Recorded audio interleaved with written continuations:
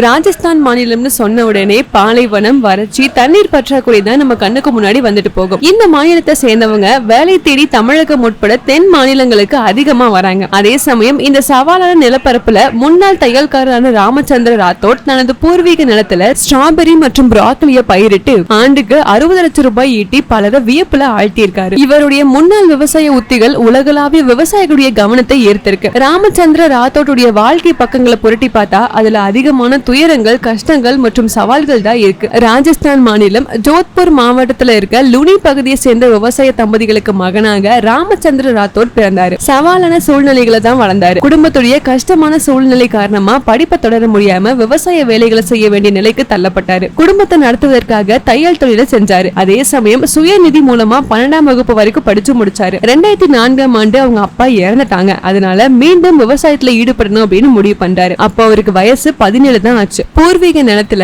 முதல்ல பருப்பு, திணை மற்றும் ஜோவரை பயிரிட்டாரு. இந்த சூழ்நிலையில அரசாங்கத்துடைய கிருஷிக் மித்ரா திட்டத்தின் ஒரு பகுதியா ஜோத்பூர் CAZRI இன்ஸ்டிடியூட்ல 7 நாள் பயிற்சிக்கான வாய்ப்பு அவருக்கு கிடைச்சது. இதுதான் அவருடைய வாழ்க்கையுடைய திருப்பு முனையாவும் அமைஞ்சது. மழைநீரை விவசாயத்துக்காக எந்த மாதிரி சேமிப்பது மற்றும் பாலைவன சூழ்நிலையில புதுமையான விவசாய முறைகளை எந்த மாதிரி பயன்படுத்துவது அப்படின்றத அவருக்கு அந்த பயிற்சி முகாம் கற்றுக் கொடுத்துச்சு. மேலும் அரசாங்கத்துடைய விவசாயிகளுக்கு ஆதரவான திட்டங்களையும் அவருக்கு அறிமுகப்படுத்துச்சு.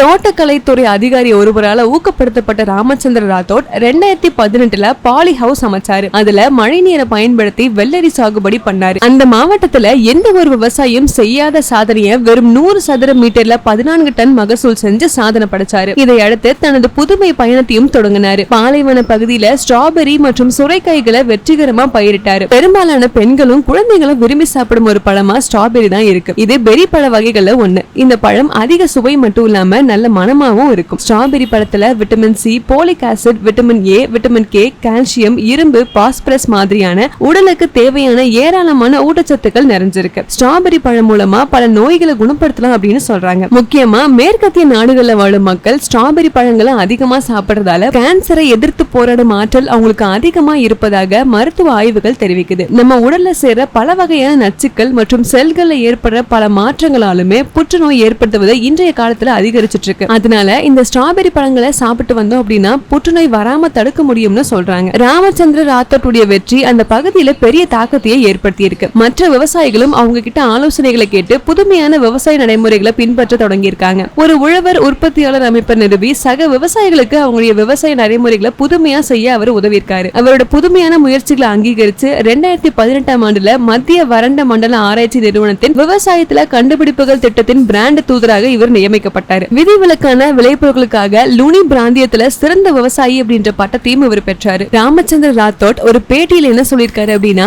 மழை நீரை சேமிக்கவும் அதோட ஒவ்வொரு துளியையும் பயன்படுத்த விவசாயிகளுக்கு கற்றுக் கொடுத்தா மாநிலம் நிச்சயமா வளர்ச்சி அடையும் அப்படின்னு சொல்லியிருக்காரு.